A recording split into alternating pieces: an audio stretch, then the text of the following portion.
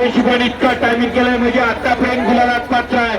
थोडं काही कडल सांगू शकत नाही कारण या ठिकाणी वेळ आणि काळ प्रत्येकासाठी बदलत असतो. आजचा विजय उद्याचा पराभव असतो आणि आज उद्याचा पराभव परवाचा विजय असतो.